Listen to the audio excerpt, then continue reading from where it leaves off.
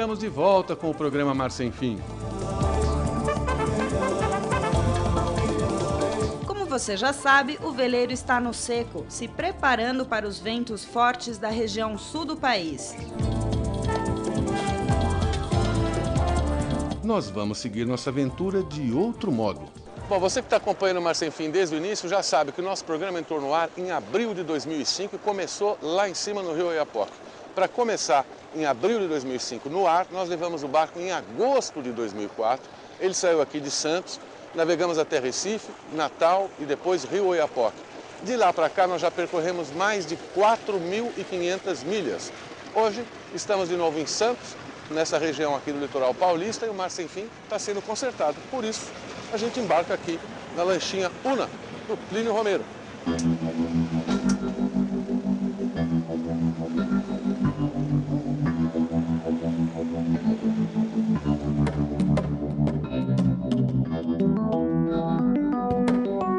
O canal de Bertioga termina na base aérea de Santos. Todo ele é repleto de mangues, que ainda resistem ao tempo e ao aumento da ocupação. Navegando por aqui, você diria que está num estado com mais de 40 milhões de habitantes e a menos de 100 quilômetros da capital? O imponente paredão da Serra do Mar fica muito próximo, o que nos faz imaginar como os primeiros colonizadores o encararam. Pessoal, no Mar Sem Fim de hoje, que você está conhecendo Bertioga, nós vamos dar uma boa notícia. Vou mostrar para vocês uma área que eu conheço há mais de 30 anos, justamente o canal da Bertioga, que está aqui na nossa frente, a entrada desse canal. Ele sobe várias milhas até chegar ao Porto de Santos, considerando que ele tem muita pressão. O Porto de Santos, o maior do Brasil, favelização, crescimento desordenado, uma cidade de quase 500 mil habitantes, que é Santos, refinaria da Petrobras, Cosipa, Companhia Siderúrgica Paulista, tudo isso, considerando tudo isso, a situação aqui até que é muito boa. Esse mangue mudou muito pouco nos últimos 30 anos, assim como a cobertura vegetal da Serra do Mar, a famosíssima Mata Atlântica. Isso é uma boa notícia que o Mar Sem Fim faz questão de ressaltar no programa de hoje.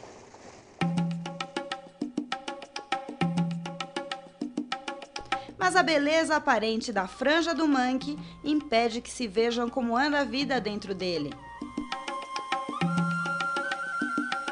Este importante ecossistema para a vida marinha da região sudeste sofre silenciosamente e muitas vezes engana quem o vê por fora.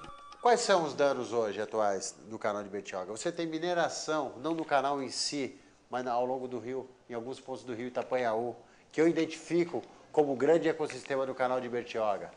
E o Itapanhaú está incluído, que é o principal afluente do canal de Bertioga.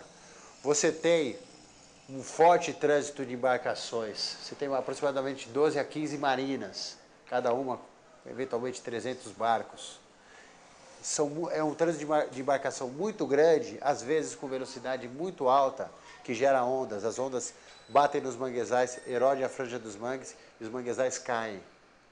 Isso gera um dano grande, inclusive com possibilidade de ser calculado, né? Basta navegar, você vai ver a grande quantidade de manguezais caídos. Além de erodir essas franjas de manguezais, você erode as áreas onde as populações ribeirinhas que coletam caranguejo e marisco dependem. Então você tira essas áreas que são áreas de uso grande das comunidades mais antigas e perde essa função de coleta. Então as pessoas passam a ter que procurar áreas mais distantes. Esse é um problema também identificado. Hoje, algumas entidades ambientalistas estão propondo a criação de uma unidade de conservação de uso sustentável para a área. Nós estamos subindo agora o rio Itapanhaú. Essa é a bacia hidrográfica mais importante dessa região de São Paulo. Vamos até o final do rio, você vai conhecer uma cachoeira e também a usina de Itatinga. Foi uma usina construída pelos ingleses no início do século passado, 1910 ou 12 por aí, no pé da Serra do Mar. Para chegar lá, uma trilha lindíssima, você vai ver mangues em belíssimo estado de conservação, uma água pura desse rio. Tudo isso aqui em São Paulo, ao lado da refinaria, do porto mais importante do Brasil, é surpreendente. Vamos conhecer. Num dos pequenos braços do rio se esconde outra surpresa. As margens vão se estreitando e a mata salta aos olhos. São bromélias de um verde espetacular.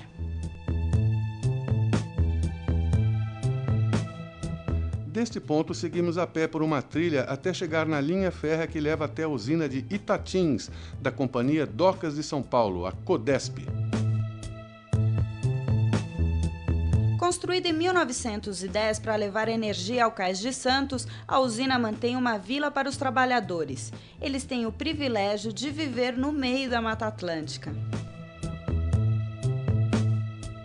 Muito desta proteção tem a ver com a militância natural dos paulistas. É um sentimento que existe em São Paulo de cumprir as leis, diferente do Rio de Janeiro, onde a sede do governo levava a haver mais ações na criação dos primeiros parques nacionais. Em São Paulo nós tivemos a criação de diversos parques estaduais. E pela liderança econômica, pela liderança inclusive política que São Paulo teve, nós conseguimos que em 1943 fosse criada a primeira polícia florestal que houve no Brasil. Depois outras apareceram, mas muitas apareceram só no final do século XX. Depois da criação do Parque Estadual da Serra do Mar em 1977, São Paulo trabalhou para o tombamento de todo o conjunto deste importante maciço, que vai do Espírito Santo até Santa Catarina. O Estado ainda resguarda consideráveis remanescentes de Mata Atlântica neste trecho, apesar da proximidade com o Porto de Santos e Cubatão.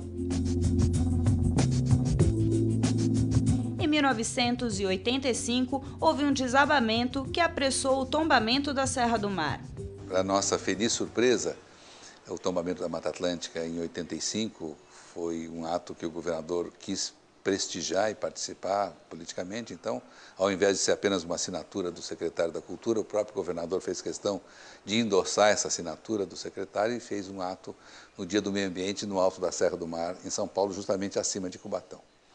E isto teve repercussão muito grande, inclusive internacional, e para nossa feliz surpresa, o pessoal do Paraná, do Patrimônio Histórico, vinculado ao Conselho do Patrimônio Histórico, nos procurou perguntando como era isso, que eles também queriam fazer o tombamento da Mata Atlântica lá, certo? Da Serra do Mar.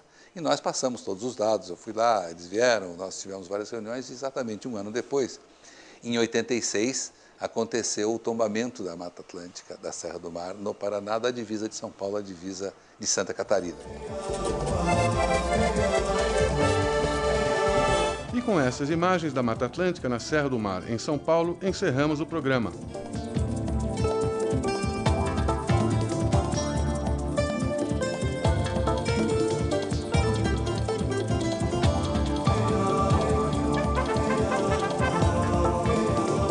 No próximo Mar Sem Fim, convidamos você para conhecer a história de São Vicente, a primeira vila do Brasil, e mais, a vocação portuária de Santos e o antigo Vale da Morte, Cubatão.